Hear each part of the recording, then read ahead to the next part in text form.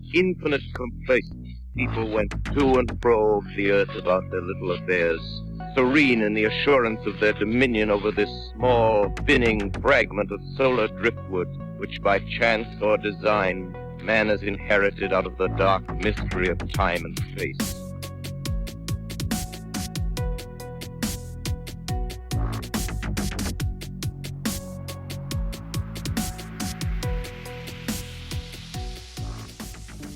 My friend Joshua P. Warren is a big fan of the show, and he has some fantastic free gifts for you today. He hosts the Strange Things podcast here in Las Vegas. Now, would you like to see directly into the spirit world? Because today, if you visit his website, joshuapwarren.com, you can instantly receive instructions on how to quickly make Joshua's aura glasses with household materials, plus a free online good luck charm, plus his 5-minute money miracle secret, plus a free ebook, and more. For all that, just take 2 seconds to enter your email address to sign up for his free and spam-free e-newsletter on the homepage of joshuapwarren.com. And while you're there, do yourself a favor and check out his online curiosity shop.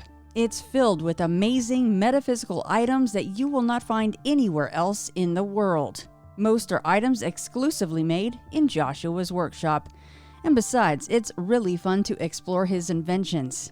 So help me thank Joshua for supporting the show by visiting his website today. Again, that's joshuapwarren.com. On this episode of Into the Fray, I welcome Vic Hermanson on with me of Trailer Trash Terrors. Love that name, by the way, Vic. Now, we were put in touch by David Griffith, who also has a show with Vic, JJ Johnson, and Father Michael Birdsong, and that show is titled The Paranormal Rundown. Vic, welcome on the show. Thank you, Shannon. I'm pleased and honored to be here. So before we head to Australia to hear about your encounter, can you please talk about your two podcasts? What's the format? What kind of topics do you guys cover? And where can people find them? Okay. Well, Trailer Trash Terrors came out of my contact and initial relationship with JJ Johnson, who does a podcast called Southern Demonology. Very, very weird podcast, but very fascinating and very well done.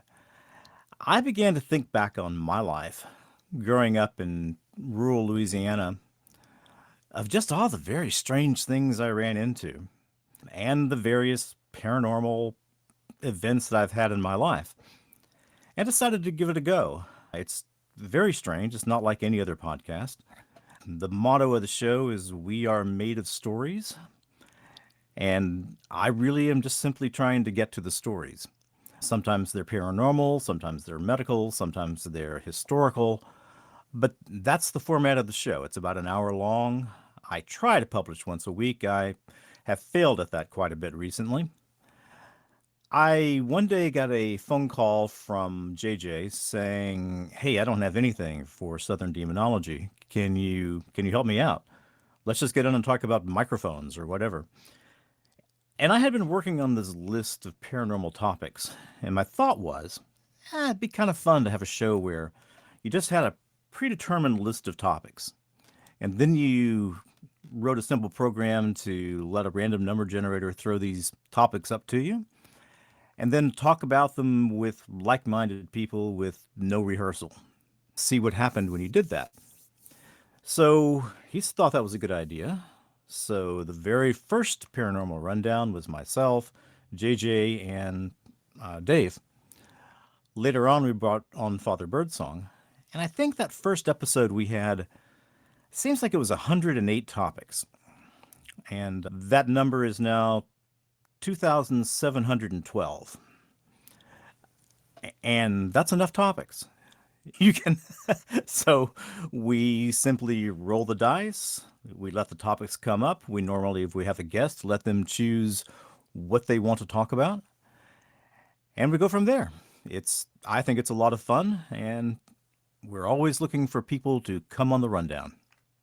I heard a rumor from our friend Dave, our little bird Dave, that you may have quite an impeccable memory, possibly. So I don't know. It sounds like maybe that generator wasn't even quite. I get where I like that format. By the way, that's pretty cool. Like whatever comes up, hey, roll the dice. But that it's actually maybe not even needed because of your brain. Oh, it's needed because I can't keep it all in there. I have what you call a visual eidetic memory, mostly. Apparently, Nikola Tesla had a real, genuine eidetic memory, where once he had written a set of notes, for instance, you could take his notes and you could burn them. Didn't matter. They were all there in his head. Mine is one of being able to look back on a past event and see it with incredible clarity. And that's an advantage in that these memories are very strong, but it's a disadvantage in that nothing feels like it happened a long time ago. So I can't tell you when things happened because there's just no inner sense of, well, that was a long time ago or that was 2 weeks ago.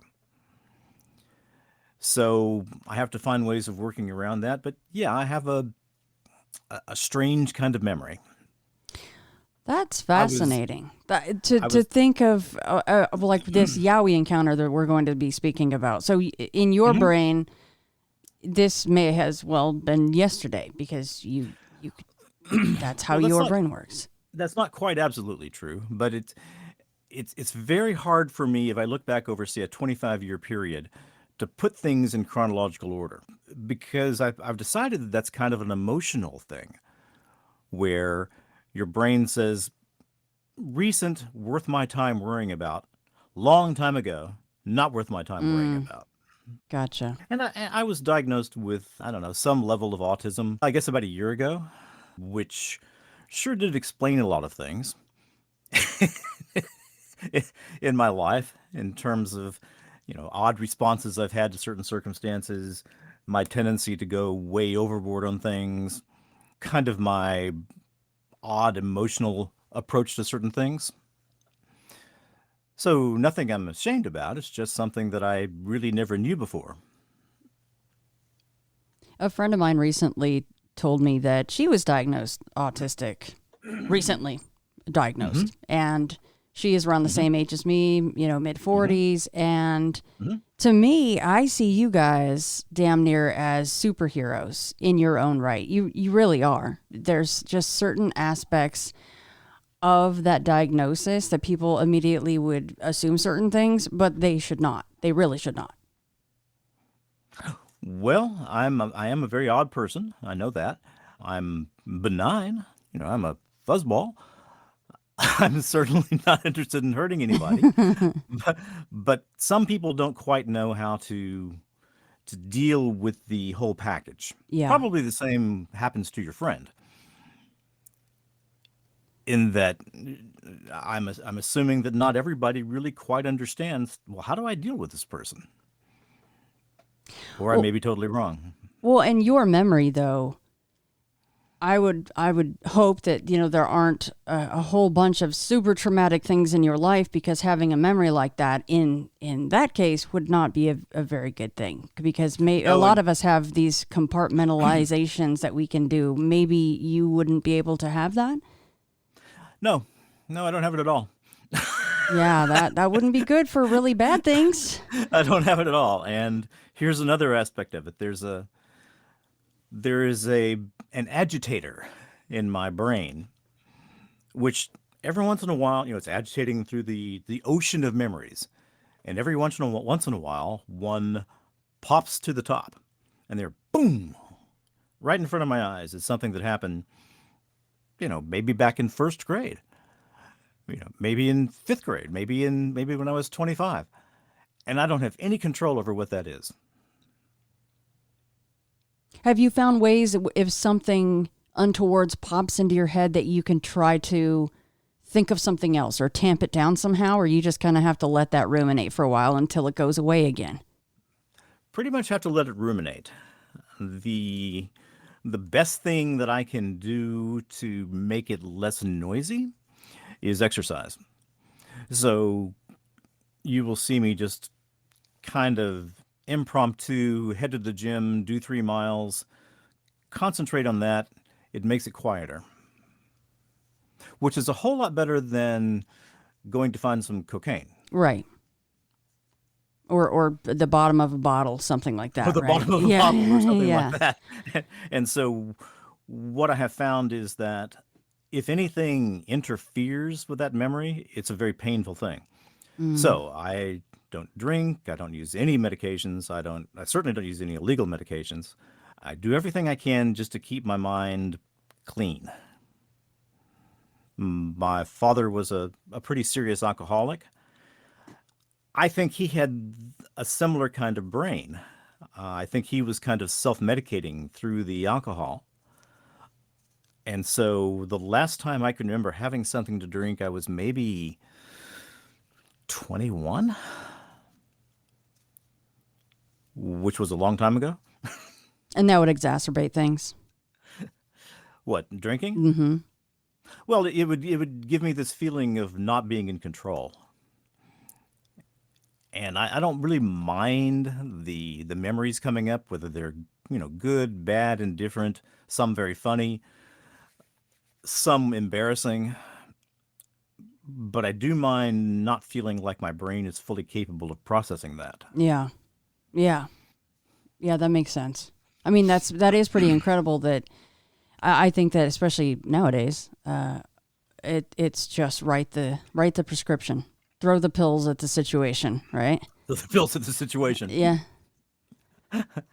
Well, I've tried that in the past. Nothing ever helps in terms of getting rid of this particular thing. I'm not depressed. I'm very happy most days. I have good friends. I just have this weird mind that pops up things from the past. And see, Vic, I already took us down a tangent, and I apologize. Thank you for explaining all that. I just do find it love tangents. fascinating how other people's brains work, and I really do feel like you guys that you're like, hey, well, I was diagnosed autistic. I'm like, well, you're a superhero. I know that you have superhero talents in there. That's what that means, is that you have that stamp. So thank you for sharing all of that. Okay, so I don't know how much background you need to set up, with why you were in Australia, all of these things. That is totally up to you, but I am looking forward to hearing about your experience there. Okay, well then I'm just going to tell the story. And if at any time you want to stop me to ask for further details, I no longer feel embarrassed to tell this story. I mean, you and I were discussing that the first time I tried to tell it to someone, they weren't even kind about it. I mean, they weren't even, well, that's an interesting experience. Why don't you tell me more? It was, hey, listen, man, you're either crazy or you're just lying to me. And with real venom. And I just decided, I don't know, 21 years ago that I didn't really want to go through that. And I can't imagine that I'm the only person who's gone through that kind of thing. So anyway, I was in Australia. March, well, let's see, I was there from January to April of 2004. I had gone down there to do some work for a software company that was helping them figure out the proper way of delivering healthcare out in the extreme rural reaches of Australia. That word rural doesn't even seem to cover it. I mean, Australia is as big as the continental United States, but most of the population is right around the coast because that's where there's water. There are people, there are animals, there's a whole ecosystem out in the desert, but it's very, very, very remote. And so I had been out in the deep Australian outback for the better part of a month. And at that time of year, it will get to be 116 degrees during the day, Fahrenheit, and it will get to be 40 degrees at night.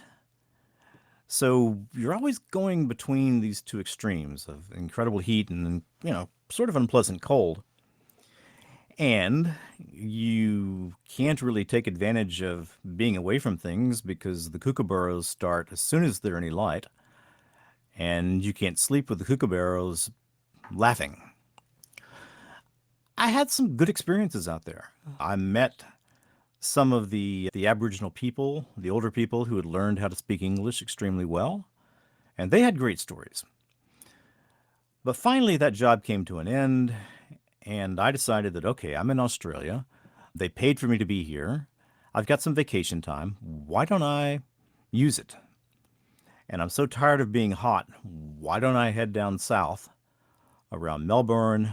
Let's see the Great Ocean Road. Let's do some national parks. Let's go see some koala bears. All that, which is exactly what I did.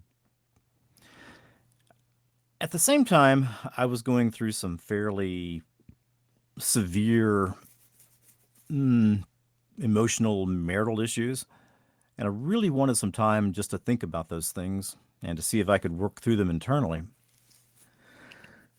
So, go to Melbourne, rent a Mitsubishi Pajero, which they don't have in the US, but it's a big diesel-powered four-wheel drive off-road kind of vehicle. And I thought, okay, I'm just going to spend the next several weeks getting lost, going out into the wilderness, seeing what I can find, seeing what I can see. And at this point in my life, I was quite an outdoorsman, quite a hiker. My sons and I had hiked large portions of the Appalachian Trail, the Pacific Coast Trail, or Crest Trail. We had hiked the entire Long Trail, which starts at the beginning of Vermont and Massachusetts and ends at the border of Vermont and Canada. You hike along the Green Mountains there. So I was in very good shape. And my goal became to get as far away from humanity as I could. And so I would drive eastward from Melbourne, planning on dropping the Pajero off in Sydney when I needed to go home. And I would find these trailheads. Australia has a very, very well-managed and large national and state park system. Every bit as good as the US's. And I would meet these park rangers along the way, and they gave me all kinds of tips about how to survive in Australia. I mean, some of them had already learned. If you're using an outdoor toilet, make sure that you take a stick and you scrape around the edges to make sure there are no little friends waiting for you there. If you're going to do any hiking, wear your snake gaiters, and don't sleep under eucalyptus trees because they have a tendency to drop multiple ton branches on people. And so I felt pretty safe. There's nothing in Australia that is a known apex predator. Dingoes can hunt in packs, but they're afraid of people. They don't bother you. If you run into a particularly territorial kangaroo, yes, he might jack with you, but he's not going to really hurt you. So I finally found, by talking to the rangers, I said, I want to find a trailhead where I can park my car and I can walk back 100 miles if I have to, where there's likely to be water. That's the only limiting factor I had. I didn't need much food. I could carry dehydrated food. I didn't care if I changed my clothes. All I wanted was a way to keep my body reasonably clean and have some really good boots. And so I had hiked all over Australia at this point. And so they directed me to a trailhead that was somewhere south of the Blue Mountains within the Yarra Ranges. Now, this is one of the most difficult parts about this story is I can't tell you exactly where I was. And I've gone back and looked at maps and I've tried to figure out, okay, which trailhead was this? And so the way I was doing this is I was hiking back what I could do in a day at the time, which was about, if I really pushed it, I could do 25, 26 miles. But I wasn't trying to go that fast. I just wanted to make sure there was water out there. There were streams or anything along those lines. And so on day one in the morning, I started hiking back. Within 10 miles, I had realized that the overall drought in Australia was not as bad in this part. There was water. I could filter it, so I could stay out there easily 2 weeks if I needed to. The forests in Australia, in this area, are fairly lush. There are big eucalyptus trees, there are gum trees, there are all kinds of large ferns. It feels very jungle-like. That first day, hiked back about 18 miles, felt confident in my water situation, and set up my hammock in a clearing that I could find and watched the southern constellations, which was a lot of fun for me because I had never really seen the Southern Cross. I hadn't seen, the fact that Orion is way up higher than it is in the northern hemisphere. And I found that fascinating. And so went to sleep in my hammock. Next morning, wake myself up as soon as the kookaburras start making noise and start hiking. So I call this the day of two cryptids because I saw two completely different animals. Well, one animal and one unknown that I shouldn't have been seeing. Either shouldn't be there or should have been extinct. Okay, so I start hiking this first day about 7 o'clock. And I was right at the point where most people never got to that point of the trail. So when you're hiking in the U.S., let's say Appalachian Trail, Long Trail, any trail, going through woods, as long as there are people on that trail, it stays pretty clear, pretty open. But as soon as it gets to the point where not many hikers head that way, the forest starts to reclaim that trail. It kind of starts to go away.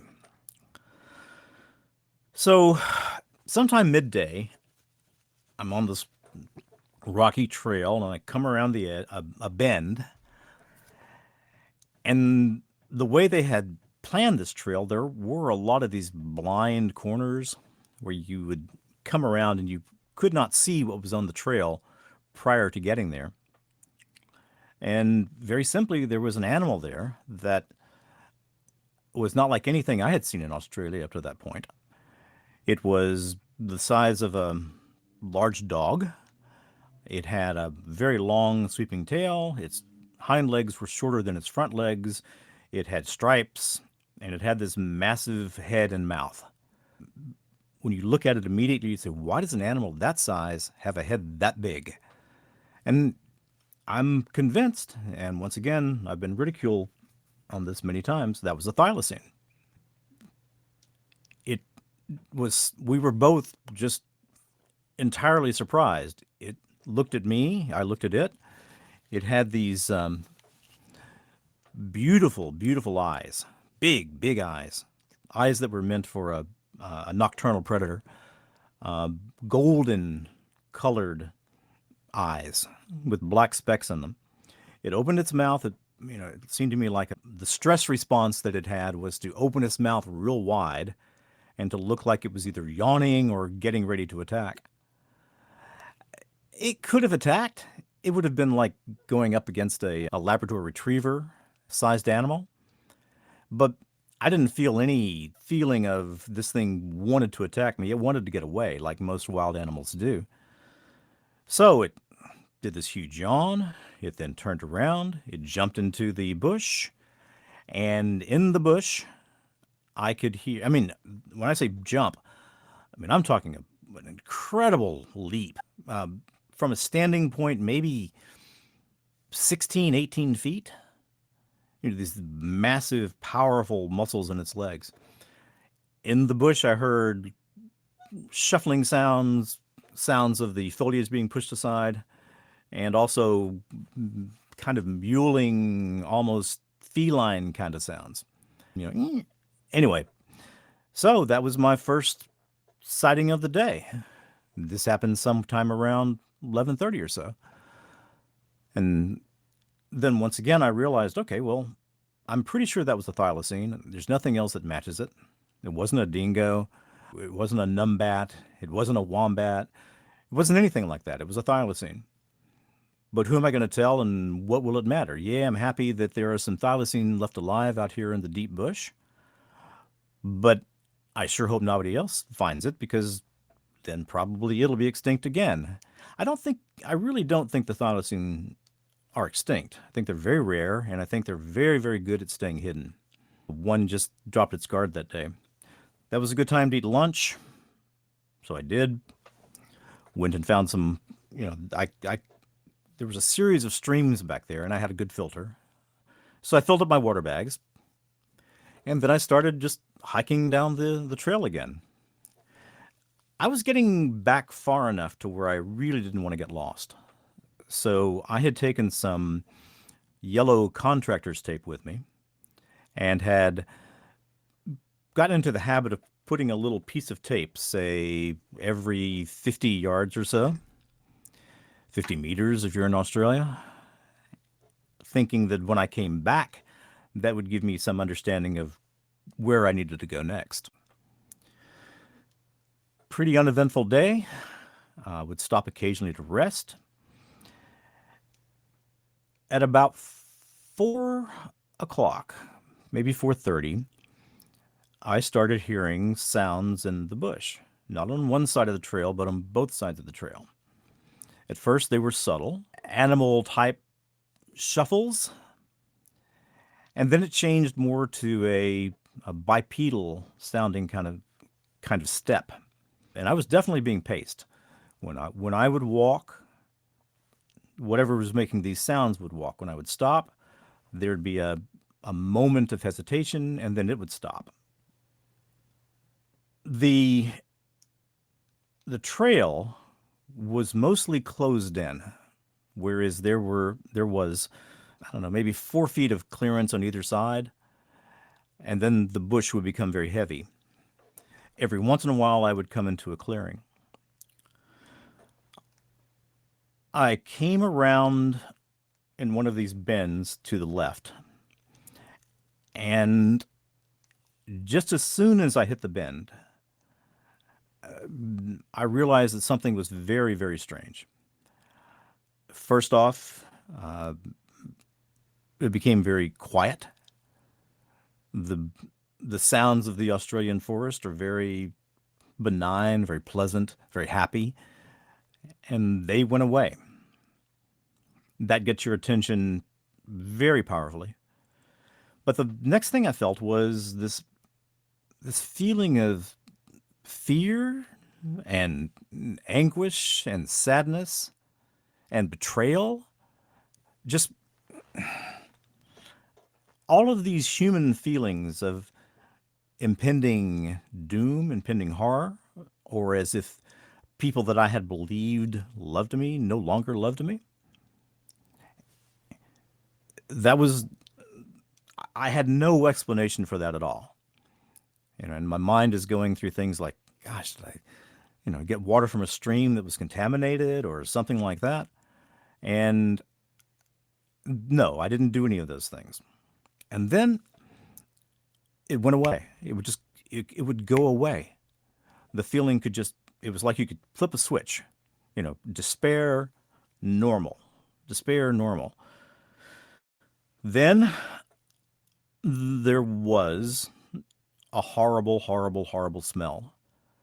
And the smell was not what's reported in the U.S., of wet dogs or rotting garbage or sewage. It was the smell of death. And I've smelled a lot of death from my past. And it's a smell that you can't escape it. But that too behaved like it was controlled by a switch, where if you are around a dead creature, especially a dead human, and you start to get an indication of that smell, the closer you get to it, the more powerful it becomes. Finally, to the point where it's just overwhelming. The nature of this smell was just like this feeling of sadness. It was a matter of, I can turn it on, I can turn it off. You can walk to a point, there's a wall of smell, walk 5 more feet, that smell's gone. I had never heard of anything like that. Then, as I continued around this bend, there was a clearing, and I just stopped.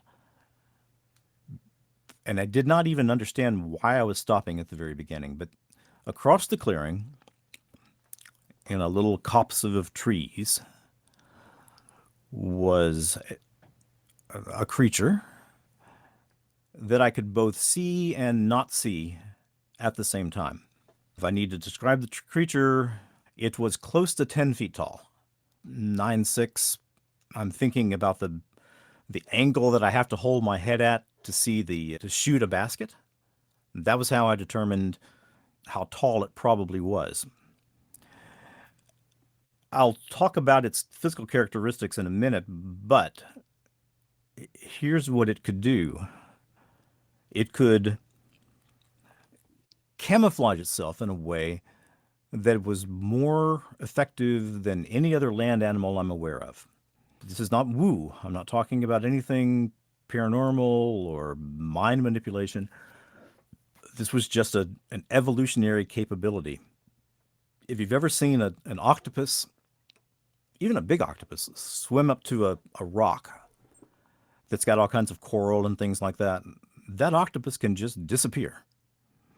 I mean, you can still, if you look, you can still see an outline, but if you were swimming along and were not looking for that, it wouldn't catch your attention at all. That's what this thing seemed like to me. I became aware of it almost through my peripheral vision, more so than anything else. And then I think it realized, or had known for a long time, that I was going to be able to see it. Part of what I have thought about is I wonder if that evolutionary capability was brought about when the world didn't have glass lenses. Because I wear glasses. And did the fact that I had glass lenses on make a difference? This thing, if it wished, it was... Every time I tell this story, I kind of get goosebumps. And those are little tiny muscles associated with each hair. I think they're called the erector pili muscles. This thing could, I believe, control the angle and the direction of every single hair it had on its body. And it was hair. It was not fur. It wasn't fur like a bear. And I just stopped, didn't scream, and it gradually made itself more visible, finally to the point where it stops trying to be not perceivable at all. So I'm in, 40 miles away from the trailhead. I'm here in this clearing with a creature that I can't even begin to classify. I'm aware that this creature is massive and incredibly strong, and aware of me being there, and intelligent. And it's looking at me, and it's not making a sound. Well, embarrassingly, I urinated in my pants, had strong desires to do other things in my pants, but that was sort of the only point of control I had. And I did not want to defecate in my pants, so I spent most of my effort trying not to. I think that gave me two things. One, it gave me something to concentrate on, and it gave me some feeling of some kind of control. Let me explain what this thing looked like. It did not have very much at all in common with a paddy-type creature. Paddy's a big, robust, furry kind of thing. This thing was much more like an athlete, like it was designed to be able to just move with incredible rapidity. Relatively short legs, incredibly long torso, incredibly long arms, huge hands, no claws on the hands, fingernails on the hands, ragged, strong-looking fingernails. Still, though, even though these aren't claws, if you were to be scraped with these fingernails, it could kill you very quickly. It could probably disembowel you with the fingernails. Long, long head and face. Relatively short forehead and heavy tufts of reddish grayish hair on the head, on the shoulders, around the wrists, around the ankles, and then lesser hair everywhere else. Face relatively bald. Hair on most of the abdomen and chest area. And a snout. Something not like a wolf, but the nose was much more pronounced and hooded than a standard human nose. I could hear it breathing, and I could see that it was looking at me. And I realized that this is not like looking into the eyes of an animal. If you look into the eyes of a dog, you see, there's dog intelligence there. If you look into the eyes of a bear, you see wary predatory intelligence. These were the eyes of something that was either, I think its raw intelligence is very close to human. Truth is, I think there is an aspect of human in this thing. And it's trying to make a decision. And the decision it was trying to make was, I believe, do I kill this thing? And I'm referring to myself as the thing at this point, because I think that's how it perceived me. And I could almost see the thought process going on of, if I let it go, he'll tell the story and nobody will believe him. Or if I kill it, then they'll send more things like him, and then my life will become harder. The stupidest thing I did during that time was I moved my hands toward my camera pack. I left that out. I had a really good camera at the time. It was one of the higher-end Canon film cameras, and it had a Tamron 28-300 lens on it, which is a great lens for outdoor work. And I had it available to me most of the time. On this particular day, it was wrapped up in its waterproof case. So there's really no way of getting it, but I moved my hands toward it kind of in a stupid gesture, and it made it very clear that I shouldn't do that. There was a pretty loud kind of sound. And then at some point, the whole thing started to repeat. I mean, it's looking at me, I'm standing there, and then this cycle, bam, feeling like I'm never going to feel happy again in my life. And I know that sounds like the whole Dementor thing in Harry Potter, but that was what I was feeling long before Harry Potter came along. And also the smell, also the fear. And then it would stop. All that happened was its posture changed a little bit, and it became very clear to me that my job right now is to leave. It's time for me to go away. I'd been around predators, and I knew that there was no use in running. It didn't matter how fast I ran, it would catch me. So the thought was, it hasn't killed me up to now, turn around, start walking back.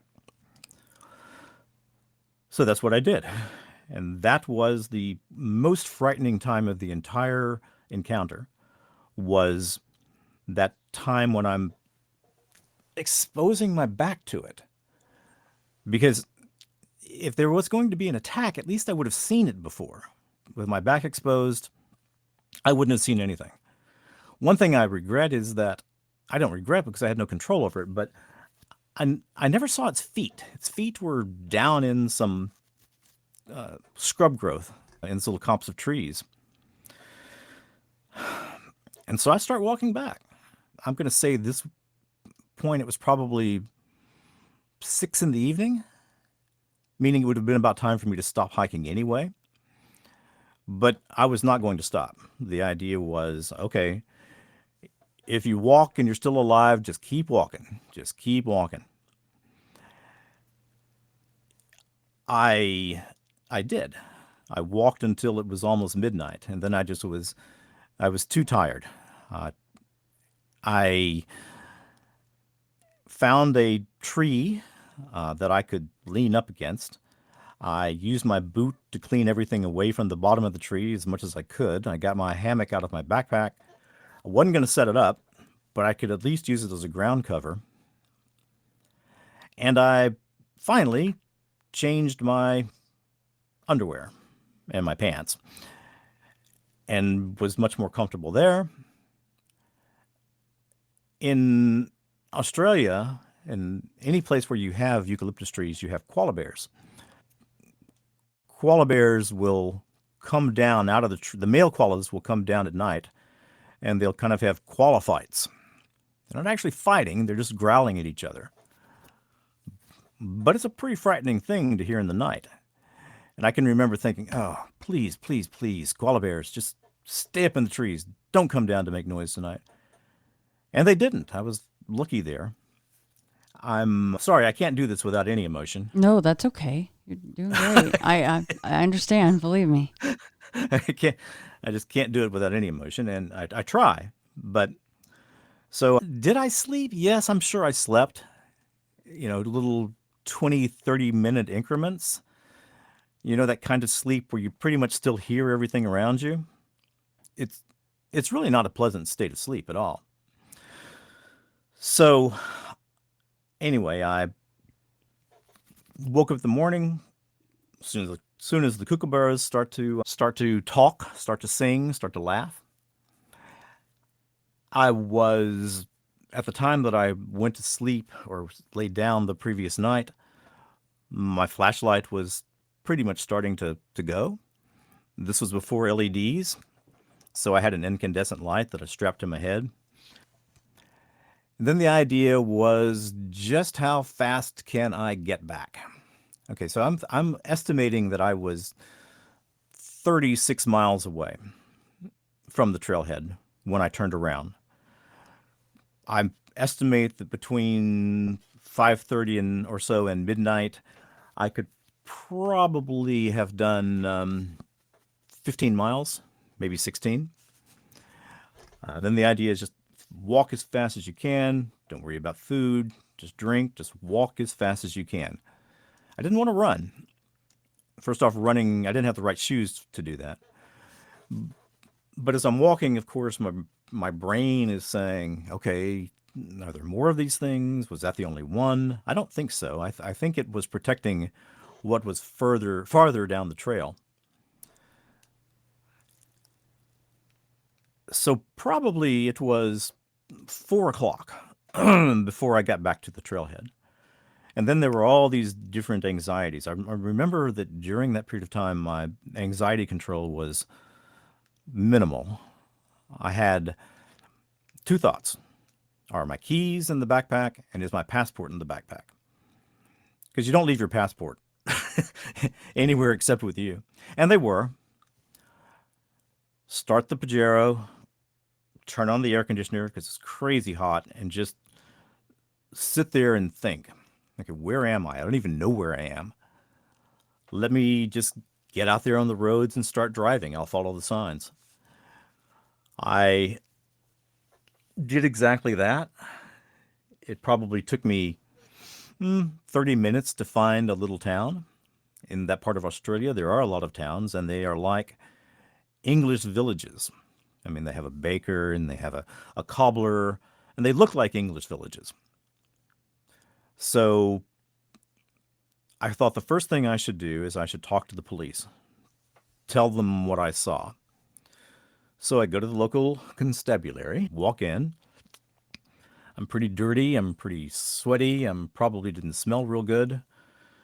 And they're asking me, what do you have to report?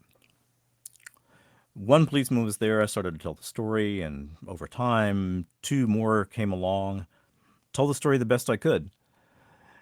And then the responses were predictable, or surprising at first, but soon became predictable. How long have you been crazy? What do you think you're doing? We don't believe your crap. How much did you have to drink? I guess you're a real grog addict. Use that word, grog. And I was trying to explain to them, look, all I'm trying to do is just tell you the story. When are you supposed to go back to America? Well, not for several weeks. Well, maybe you could move that up.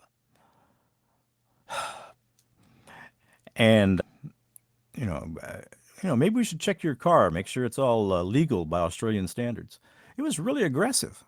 It was very much not a matter of, okay, I don't know what happened to you, but we'll at least listen. It was a matter of, please go away and leave us alone. And I just finally realized that I was wasting my time. So I went to try to find a place to clean up. Went to several.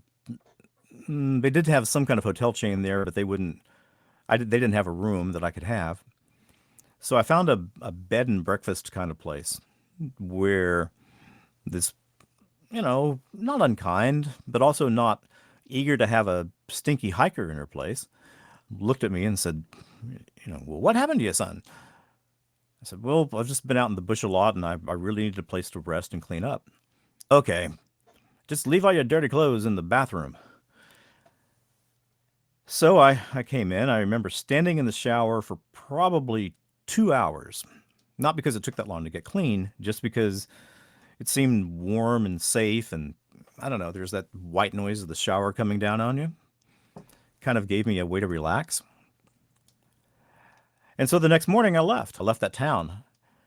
Went driving out in the same general area, feeling a little bit afraid of, okay, so what if I come around a bend in the road and there this thing is? Well, I'm in a Pajero now and not on foot. But I found a ranger station and I said, okay, I think I'll go talk to them. So I go in and I say, hi, my name's Vic. I went hiking on this trailhead the other day or yesterday. And I ran it. Yeah, we know you are. And we've talked to the police and whatever this little town was. We agree. We think you need to speed up your trip and get back to Sydney and go back to the U.S. Oh my gosh. We really, really don't want you here. I said, okay. I mean, what do you do, Shannon? It's not like I can, you're not going to sit there and beg them to listen to you. Right. That's awful. Especially when they're, really aggressive. So anyway, I did, but I didn't speed up my trip. I mean, I'd paid to be here. I'd used vacation days and I was not going to go out and do any solo hiking and camping anymore. But I did just take on the tourist role for the remainder of the time I was there. Went to, this little town that once had a huge gold mine, went to the waterfalls, spent an entire day next to a stream trying to see a platypus, which I did. Just became standard tourist. Finally got back to Sydney, came back home, and spent most of the next couple of weeks just trying to figure out how to categorize this in my mind. I was always pretty interested in Bigfoot, paranormal things, UFOs, anything in that area. I had seen UFOs. I had other experiences in my life. But I didn't really know where to categorize it. I finally, as I said, tried talking to one person about it. They were a little nicer than the police in Australia, but not much. And then I decided for 21 years just to not talk about it at all. But it doesn't go away. And so finally I said, I had a Dutch psychiatrist on my podcast. And I started, I said, look, I've had some experiences of things that shouldn't exist or probably shouldn't exist. And I don't buy that. I don't think there's anything at all abnormal about this creature. I think it's just a creature with extreme intelligence. It's a little hard for me. I'm both a Christian and a believer in evolution. It's a little hard for me to figure out why that would evolve in Australia. Where did that come from? So probably it didn't come from Australia. But I told him the whole story. And he, probably because he's so used to listening to people, didn't ridicule me. And that was a very, very hard thing to do, to tell that story. And he didn't ridicule me, and I have since, it's not something that I'm either proud of or ashamed of. I ran into a bear, a big black bear, on the Long Trail in Vermont. thankfully when my sons were off doing other things. And a bear, especially a black bear, look, you're not on its menu. It doesn't want you. So as long as you give it an excuse to get away, like raise your hiking poles and scream and jump up and down, they are happy to leave. This thing did not feel any more abnormal than that bear, even though it could do things that bear could never think of doing. Within a couple of weeks, I realized that the feeling of anxiety was starting to go away. There was no way I was going to stop going in the woods. I mean, to me, that'd be like dying. So I kept going, and after a while, I was okay. I didn't think about it very much. Occasionally, it would pop up. As I told you, the thing in my brain that pops memories up. But that's the best I can tell that story. I have plenty of questions, if you're okay with that, Vic. Ask any questions you wish to ask. Okay. Thank you. You're like, oh boy, here we go. Considering the intro. No. I'm fine. And first of all, thanks for sharing every aspect of that, right? Because something that comes up, and I know that you guys have probably covered this on the shows, is that people go, you saw a Bigfoot, or you saw a UFO, or you saw a ghost, and you had this bad to the bone camera, and how dare you not at least try or get a great picture or a great video. Oh, yeah, and very reasonable, and the thought, reasonable consideration. But the thought, though, of course, when you're actually in that situation, which you cannot be prepared for until you actually are, is that that is not going to be your first, second, or maybe even 30th thought when you're standing in front of something that is 10 feet tall and, as you say, could disembowel you with the fingernails that you are witnessing. So, I just want to stick up for you in that right out of the gate. Okay. I just have to. Well, the camera was in, I'm looking at it on the web right now. I think it's the same one, an Overboard Pro sports waterproof SLR camera bag. Okay. This is the one that's made for a zoom lens. And so it's really nice. It's got little pieces of foam that'll keep your camera from bumping into stuff. But the top isn't just like a clasp. You have to take it and you have to roll it up. There's like 8 inches of I don't know, it's like a turtleneck. You roll it down and then you clamp it over itself. And it really is waterproof. I mean, you can get it down in the water and your camera's fine. And over much of Australia, when I was places that were likely to give me something to shoot. Okay, so for instance, one of the places that I went in Australia was called the Olgas. Okay, the Olgas are right around Ayers Rock. Are you familiar with that monster rock in Alice Springs? Okay. Well, I felt a little guilty about Ayers Rock. Okay, because this was right when things were changing. And the which tribe is that? Chutakawa, I think, tribe, that's their sacred land, and they don't want people climbing that rock. But I did it anyway. Not going to bring myself off as noble. I was there in Australia, and I figured I would never be back again, and I wanted to climb that rock. But anyway, in that entire area, around waterholes, I always had that bag open where I could grab that camera. But I was just in the bush, and there's not a lot to see. I mean, after the 3rd or 4th little waterfall with beautiful ferns, I got that covered. So, and I certainly never thought I would see a thylacine, and it's dusty some of the time. So it was in my bag. It would have taken me 20 seconds to get it out of my bag. And as soon as I moved toward that bag, I was reprimanded.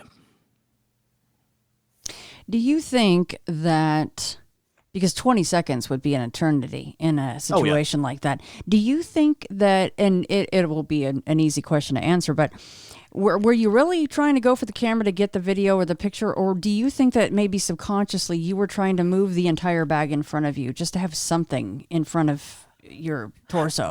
Look, they say you never think about the camera. I did think about the camera. Okay. Okay. But you've got to understand, and I hope you understand, that you're not in a mental place where everything is making sense to you. You're you're not necessarily making the same kind of rational decisions that you would be making the rest of the time. Right. So the idea was, oh, there's a camera down there. And then just with that, my hand kind of starts to move toward this camera. This thing, I don't know if it understood that there was a camera. It just understood that I was doing something. And I know that there was enough intelligence in this being to understand that things like that sometimes have weapons. Yeah, I would agree with that. I definitely do, because I have a firm belief that, especially here in the United States, where firearms are everywhere, they definitely know what the old boomsticks are. Yes, definitely. Yes, things, things like that sometimes have weapons. Yeah. And so I pretty soon realized that nope, I'm not going to get that camera. No, you got the slap on the hand with that grunt there. I'll bet that was a powerful sound. Okay, so Hey, can I, before you ahead. ask the next question, can I tell you another part of the story that didn't happen until years later? Oh, please do. Okay. Actually, I need to send you this picture right now, if you don't mind. Go right ahead. Okay. Years later, when I was watching something on TV, the United States during the Depression, which started in 1929, had a lot of public works programs, WPA, and the purpose of those programs was to take young men who could not possibly get a job, give them something to do, and to get a lot of stuff done that needed to be done. Things like building bridges, clearing out old forests, stuff like that, public works projects. It was a very good thing. And I just sent it to you. Okay. Okay. Yep, got it. Okay, I didn't see this until 15 years after my encounter. And I saw it on a TV show. This was a photo that was taken by a friend of the young man on the left there. They had been working out in the Blue Mountains, which is very close to where I was. I was a little further, a little closer to sea level than they were. But I'm looking at this thing and see these young men are sitting there, not even aware this thing is there. They don't have any idea that this thing is there. And of course, people are saying, well, of course not. It's just pareidolia. All you're seeing is, limbs and sticks and things put together. But no, that's what I saw.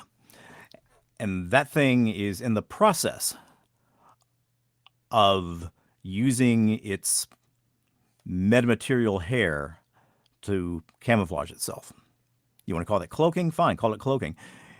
But the camera, which has a glass lens, can see at least part of it. First off, do you see what I'm talking about? Oh, I do. And because if you're looking at like his right leg, it looks not whole, right? Like or behind some other foliage or something. Yeah. Yeah. I mean, this thing is sitting down, shoulders high, head down, hands kind of close together, looking downward. If you look, okay, you see the big tuft of hair kind of at the top? Mm-hmm. Come down, a third of the way, and then you see this really big nose. Okay? I believe very much that this is the creature, or the type of creature, that I saw. And I guarantee you, I didn't see this photograph until 15 years after my experience. It looks almost Dogman-like with the It really snout. does look almost Dogman-like. And that's what, what's her name? Tracy Bush said. She said, you ran into a Dogman. Okay. I don't know. You're like, whatever it wasn't cool. I didn't have a great time. I don't know. But it realized, I believe, as I'm looking at this picture, that, okay, these are young men. They're out doing stuff. Look, he's just got shorts on. He didn't have a shirt on. He's no threat to me. Let me just sit here, do my little camouflage thing, and they'll go away. Which is part of the reason that I think they're very intelligent and that they have the ability to kind of think about the consequences of their actions. If I kill these two humans, and one of the humans has a mask on, meaning they were probably clearing away brush and trying to avoid the dust, they're going to come after me. And I can remember the first time I saw this photo on this TV show, man, you talk about just chills coming over your body and sort of trembling, and then also a feeling of kind of like, yeah, I'm not crazy. Somebody else got a picture of this thing, or somebody did get a picture of this thing. I mean, this thing did not skip curling eucalyptus trees. But you know what's crazy is that, when you zoom in on this, is that you can see one clavicle very clearly. And then right where light would be hitting the second head of traps and the tops of your shoulders, all of that is lighted the exact same way, which is interesting to me. Oh, and look at the traps. Yeah, he's jacked. I mean, he looks like one of those kangaroos down there. That is, yes, he does. He'll kick your, real quick. He's jacked. I mean, can you imagine what that I'm not calling him a guy, what that guy would be able to lift? Now, before I forget this, Vic, really quickly, because I can't place this photo, in my show notes because it's not your photo, it's not my photo. But what could people Google to have this photo pop up? Just Google 1936 Yowie photo. Okay, and I'll find perfect. And there's you can find it on YouTube. You can find it around the net. But no, it's not your photo. And although if it were taken in 1936, oh, that's true. Maybe it's old enough. I don't have to worry about that. That is, yeah, I think it's 1936. I think it's probably in the public domain. That actually is true. There you go. Boom. Okay, this will be in the show notes at intothefrayradio.com. Yeah, I mean, the second I open it, I'm like, oh, that's a dog man. That looks like a dog man. My goodness gracious me. But yeah, well, and you noticed in my story, I never used the word Bigfoot. No, right? Yeah, you didn't. You didn't. I never used You didn't label him. I didn't use the word Bigfoot. I didn't use the but I just labeled him. I used the term huge, unknowable thing out in the Australian bush that could easily kill me. You've been very careful to say cryptid, the day of two cryptids, right? So, Day of two cryptids. Because sorry, go ahead, Vic. Also, you can tell that it's not as wide as an American Bigfoot, or the pictures you see of an American type Bigfoot. Right. Okay, those are some wide body things. This is much more narrow, much more athletic. Yeah, you can almost see where the torso tapers a bit, like there's something behind him on his left side where you can see a very defined bicep. Yeah, like he tapers off, like he'd be more an Olympian than a power lifter, like a Bigfoot sometimes is. Right, much more labeled, like an Olympian. Yeah. Yikes. So anyway, when you saw this photo, though, like, did your mouth go dry and you went, oh my God, like. Boy, well, it was that, the word is frisson, okay? It's where you have this tingle that goes through your whole body. Just, and you kind of shiver. And then I remember just, mouth dry, jaw dropping, and just staring at it for hours and hours and hours, bringing it into Photoshop, trying to adjust the light back and forth, and realizing that that's what I saw.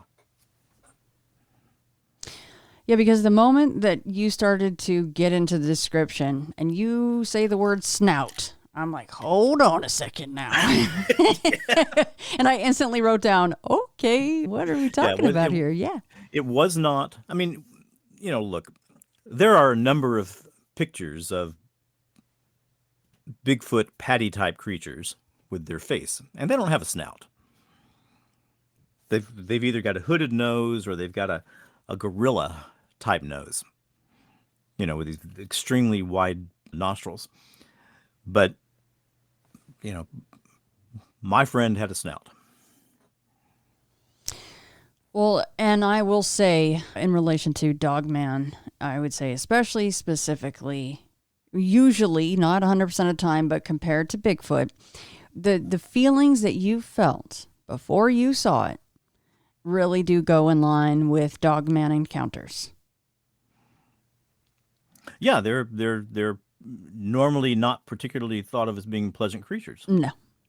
They're extremely grumpy, and they want you to know that they're grumpy before you even see them, by the way. And you had that extreme quiet, right? And then, but here's the thing, Vic. It's like you didn't just have this primal fear beforehand. You said you felt sadness, you felt betrayal, you felt the fear, of course, but that all of these other things, but then they would come and go. They were fleeting, but so was the smell, which is extremely strange, on top of all the feelings coming and going. Because if you think there's this apex predator that could rip you up before you even see it, that fear should stay with you, because that's your brain, your lizard brain trying to protect you. But it would come and go. So that's interesting. Well, once I became visually aware of this thing, of course there was this kind of primal base fear. But what do you do about that? Right. If you ever, I've been in situations where my life was in danger, 4 or 5 times. And I think I'm lucky in that I don't panic. I kind of try to work the problem. And that's what my brain does. Emotionally, I can't collapse emotionally right now. I can collapse emotionally in an hour and a half. And I think that's what I did. But that switch on, switch off feeling of sadness and betrayal, the smell, I've never heard that described anywhere. The one in the photo, it looks like just like a jacked dude sitting there with a dog head. Did yours have quote unquote normal proportion legs with knees that bend forward, or did it have the dog-like legs? It was plantigrade. It did not walk like a dog. Okay. It did not walk like it wasn't a digitigrade animal. And like I said, I never saw the feet. Yeah. But I could tell that it was regular human type legs, albeit with muscles you can't imagine. Oh my gosh, I can't imagine standing there with it. How far were you from it? 15 feet. 15 feet? 15 feet. No, Vic, I have to say right out of the gate, because when I'd have done the same thing as you. Like, I'm going to try not to soil myself the other way too. Okay? Yeah. I'm serious. 15 feet, he could probably just reach out and grab you if he wanted to. 15 feet, one step. One jump, one leap. Gosh, that's such a bag of nope, man. I can't even. How long do you think you were standing there with it? Really hard to tell stuff like that, but I'm going to say, and understand, your brain is not keeping track of time. Of course, yeah. 80 seconds. That's a long time. That's a long time, man. 80 seconds. Yikes. Because look, if you know anything about predators, you don't turn around and run. Okay, that's a perfect segue to my next question. You didn't turn around and run, but you did turn around. Why wouldn't you just back out slowly? Was there something in your brain that went, unless you turn around, your feet won't move? Maybe you were that frightened. Well, part of it is that I was walking on an unfamiliar trail. That's true. I was walking on a rocky, dirt-based, forest debris-based trail where I could have easily tripped. Very good point. And I didn't. I don't know. I didn't. Like I'm telling you, the whole idea of now you're going to smell something. Boom. Now you're not going to smell something. Listen, this thing, as I have said, I think it's an exquisitely evolved creature. And part of that evolution is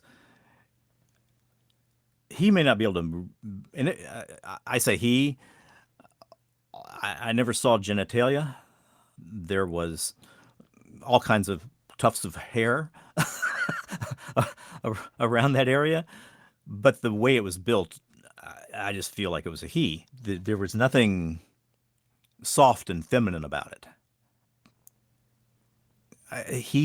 This thing is somehow capable of communicating directly into my mind and communicating something pretty sophisticated. Like how does it know what neurons to fire for me to smell something like death? I don't know. But I think what was communicated right at that moment was time to go. Because Yeah, that was the feeling. It was time to go. it's like yeah, like you say, to communicate the smell of death is extremely sophisticated, and to know that you wouldn't like that.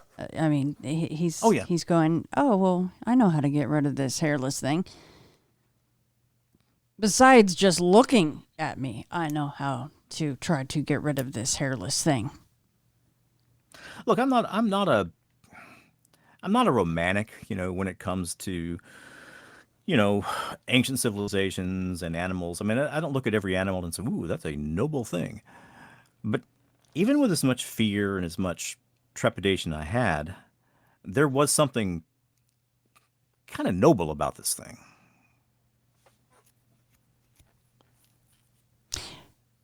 Do you think if you would have executed the movement of even just pulling the camera bag forward enough to start doing what you needed to do in that 20 seconds to get the camera out? I mean, it's just speculation, but do you think that he would have allowed that? Or do you No, think you would have had a close encounter? Yeah, closer no, encounter, I should say.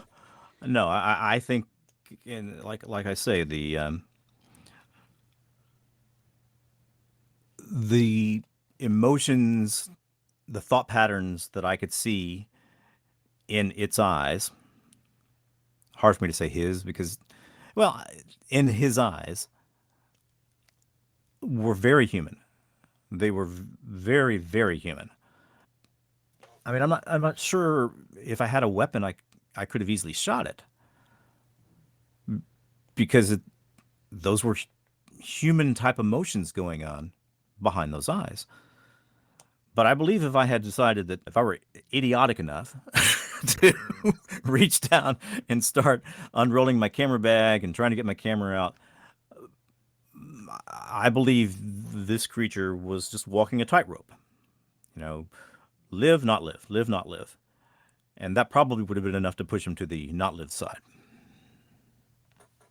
Did this change because you brought up early on that you and your sons, you're a very outdoorsy person. You would take them outdoors hiking, very outdoorsy. Did this change things as far as what you enjoyed to do and what then maybe you allowed or then enjoyed with your sons doing? No, and that was a deliberate decision on my part. Mm-hmm. Okay, look, this has been a huge part of my life. It's something, it brings me more peace and more joy than anything else. I'm not letting that take it away from me. Obviously, I wasn't concerned about running into this particular creature again because I wasn't in Australia. And in the United States, I've never run into anything that was potentially harmful aside from a bear. So no, it didn't take it away from me. I just wasn't going to let it. Do you think it followed you out for any distance? Yeah. Yeah, I do. And that was because it there was definitely a feeling of something still not right. And the forest sounds stayed gone for a long time. How far? Maybe a mile. Mm. Maybe a mile. And I got to think because in Australia, you pretty quickly learn how to think in kilometers. Yeah, I would say for a mile, it was trying to make sure I didn't turn back around. If you got that same job offer to go back to Australia, would you do it? Oh, surely. I'd go back and do the work. Would I go hiking in the eastern side of the Yarra Ranges? Probably not. No, I have no desire to seek anything like this out. So you would never, I mean, you would not want to see that thing again, right? At least not under those circumstances. Not under those circumstances. No. No. 15 feet, Vic. Holy smokes.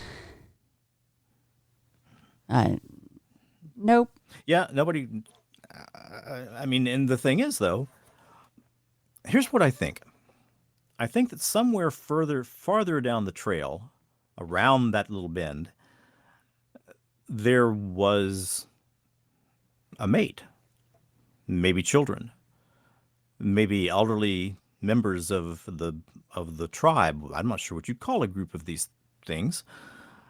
And this was the alpha male, and it was his job to protect them. And that I represented some level of threat, and he wasn't going to let me past. No way. I wasn't getting past him. Oh yeah, and he knew that you were coming, and he could have been even more camouflaged than he was. He could have just been fully behind a tree or something, or ducked behind some bushes somewhere. He wouldn't have to. All he had to do is just stand there and be still and quiet. I would have walked right past him. Yeah, the glasses aspect or that you bring up, or this photo that you shared, and you're going, well, this creature or being, whatever, is not cognizant of what happens behind the glass of a camera, and the fact that their camouflage is now on Front Street more than they thought that it would be. So that's interesting. So if you had perfect vision and you didn't have glasses on, you think you would have walked right by it? That's the theory. Yes. Wow. Yes, I think I would have. Yeah, no glasses. Yeah, I think I would have just. And I wonder. I mean, do other creatures have that ability? I know I describe things in a weird manner sometimes, but watching what it could do with the light was beautiful. It really was. I mean, I suggest that if you haven't watched an octopus camouflage like that, go find one. It's a beautiful thing to watch. And this was a incredibly wonderful ability. No, that it is cool to watch. Like cuttlefish do that too, right? So it's so neat to watch like even a black and white checked pattern. They can match it pretty well. It's fascinating. So yeah, why couldn't a mammal do that? I just have not read about it, but yeah, I think that's what it was doing. This is a really weird question, but was he clean? Was his hair clean, or did he look like he'd been through some things?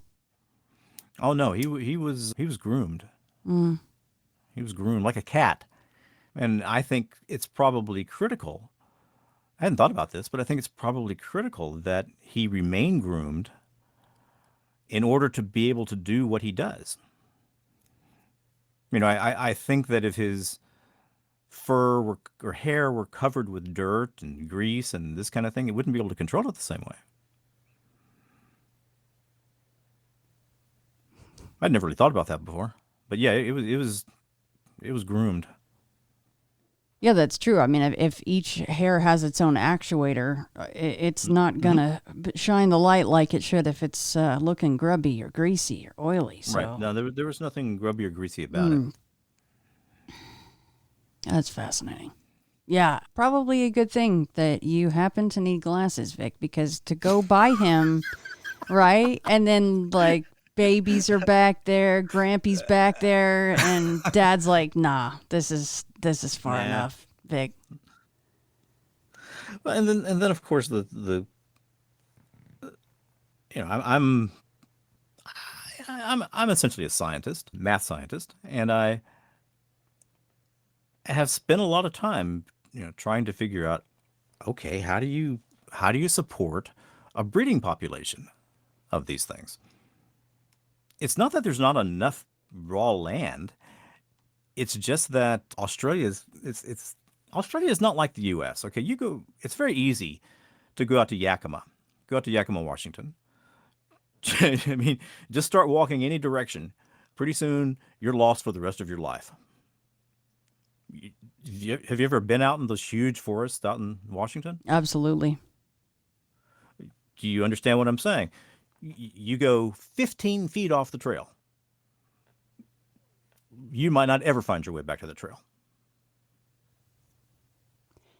No, that is absolutely true, because specifically thinking of the Gifford Pinchot, that is exactly how it is. I mean, it's rainforest and there's ferns all over the ground, and if you get turned around, you might be in a whole lot of trouble. You are in a whole lot of trouble, and if you kept walking in the same direction somehow, you could walk for a month and not encounter any other human being. Australia doesn't have that. So in that area around Yakima, I can see how all kinds of things could create breeding populations back there. It's harder to see that in Australia. Yeah.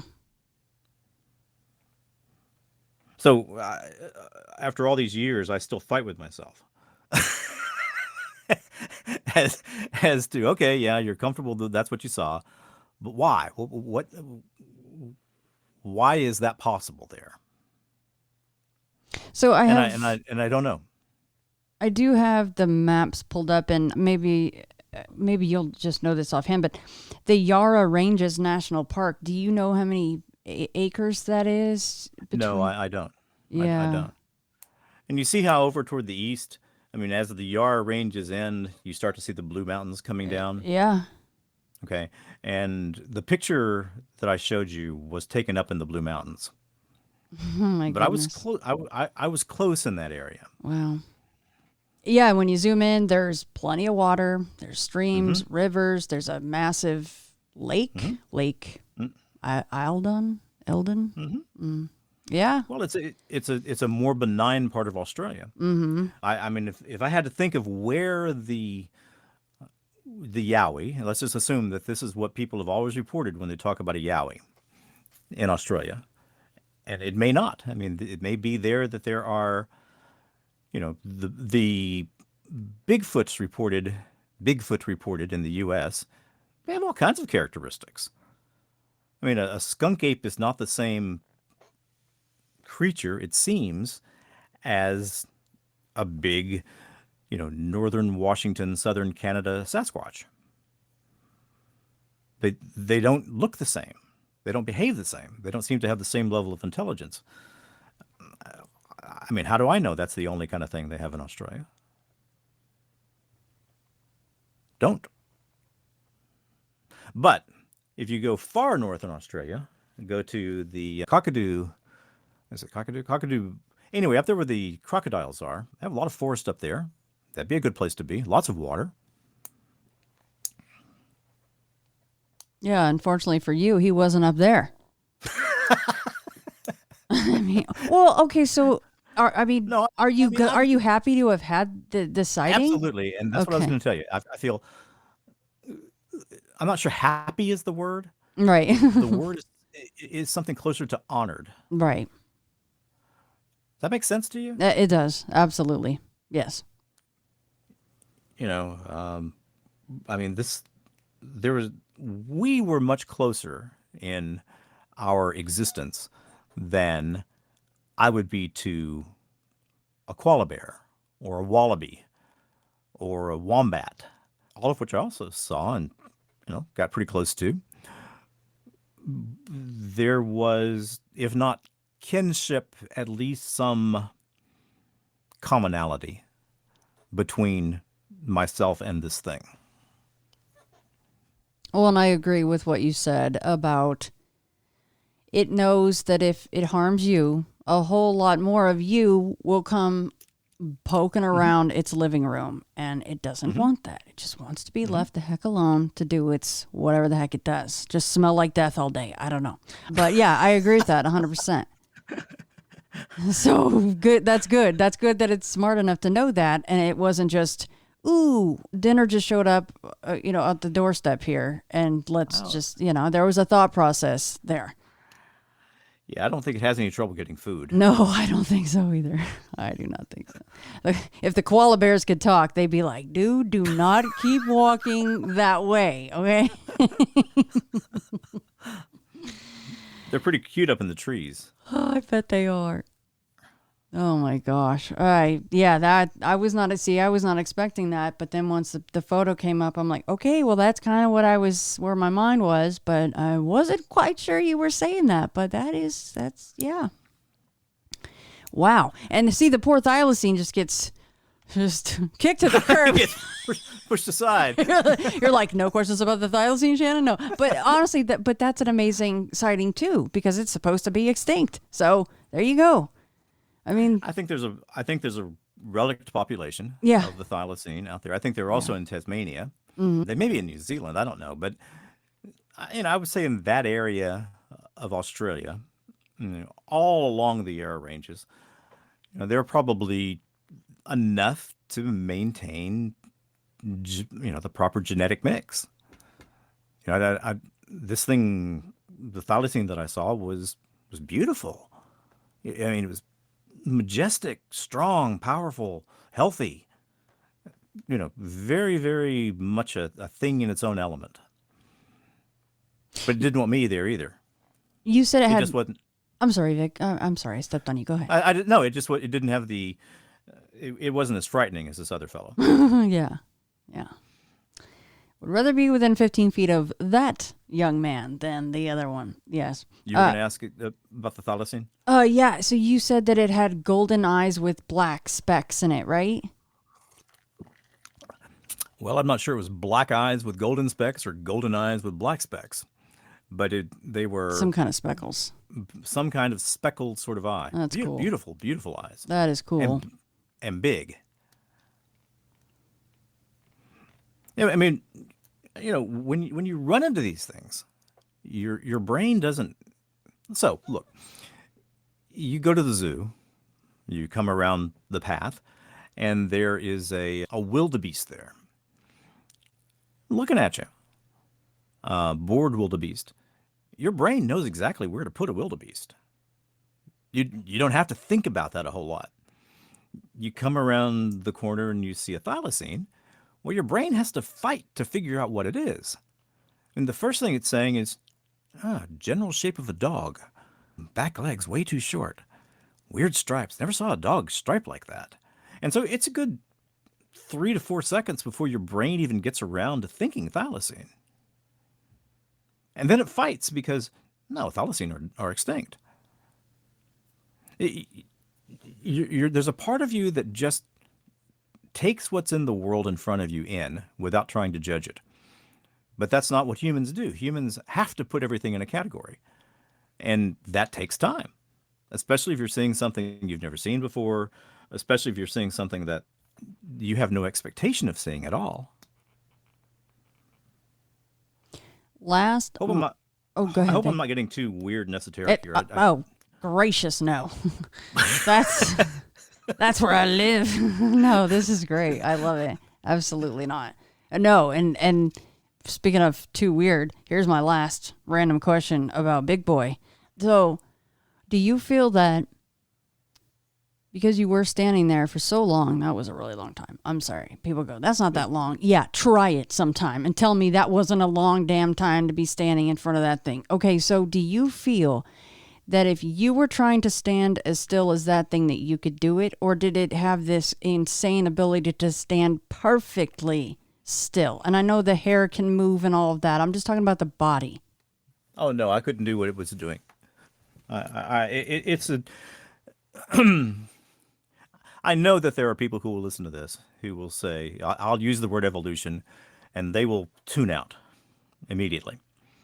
I'm sorry about that, but it's my view that God uses evolution as part of the process of creation. And no, this thing had all kinds of capabilities that I don't have.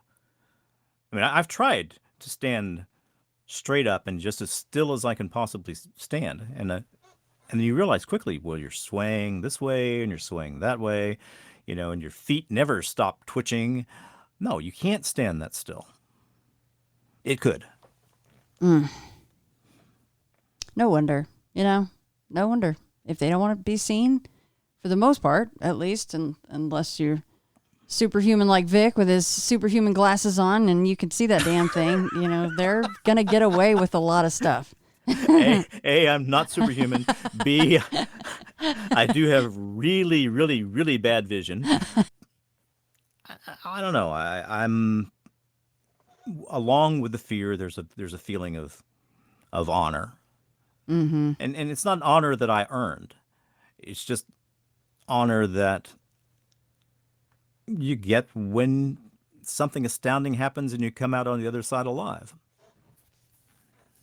Well, your bad vision may have saved you that day, and that's not something I've ever thought about. And it's interesting if somebody would go through and see what is the proportion of people that have corrected vision versus uncorrected vision having sightings. That's interesting. Oh, okay, yeah, we have a whole new data point. Yeah, because I hadn't really thought about that until you mentioned that earlier. I'm like, okay. Do you know or ever interact with a man named Val Zavala? I don't think so. Well, at some point in the future, Val has established what I believe is probably the world's most complete Bigfoot database. Thousands and thousands of reports, not just the report of it happening, but what the weather conditions were, what the altitude was it wearing clothes? He has a whole category of Bigfoots wearing clothes. I will get with him and see if he knows. Were you wearing glasses? Because that, to me, is a completely reasonable question to ask. Mm-hmm. What is his website or app or what? If you don't know it offhand, it's no big deal. I can look it up, but I was just surprised that I wouldn't know right off the bat just his name tied to his project. Let's see. He calls himself Gumshoe Guy. He's a former policeman. Well, as you type in to Google, Val Zavala Gumshoe Guy. Yeah, I bet that will pop it up. The first thing that will come up is a Facebook page. Oh, yeah, he does campouts and stuff, too. That's cool. Mm-hmm. Hide and Seek Archives. Cool. Okay, I will link that, too. Excellent. Okay, so, Vic, thank you so much for being willing to share all of this. You've given me new stuff to think about now, which it never crossed my gray matter. So that is, I love it. Thank you. Well, it's a pleasure talking to you, and I'm happy. I really am happy that I can talk about this now without getting quite so shaky. Well, I can see why you would. I would imagine the first, 10, 15 times you told it, your mouth probably went dry every single time. It did. Yeah. And I can't say that I don't feel a little bit shaky, but nowhere near like it used to be. Yeah. It does help. It does ease it once you tell it several, maybe in the triple digits, maybe. Who knows how many times it takes, depending on the person, of course. But, it takes a while telling it. Well, before you go, will you please let people know where they can find and listen to Trailer Trash Terrors and the Paranormal Rundown? Well, both are on all podcast distributors. I publish Trailer Trash Terrors through Spotify, and we publish Paranormal Rundown through Acast. And Paranormal Rundown is now starting to show up on Rumble and YouTube. Although I never ever thought about doing this as video, but I think Dave kind of has a Jones for that. And I want the audience to pressure Shannon to be a guest on the Paranormal Rundown. Oh, I'm in. You don't even have to pressure. Boom, done. because she would enjoy that. I think that David anyway. has already, I think he's brought that up to me too. So I need to just stop saying, yes, I will come on. And then, things come up and I just need to do it. I would love to. Thank you. Yes, let's do it. So anyway, that's my story. I'm standing by it.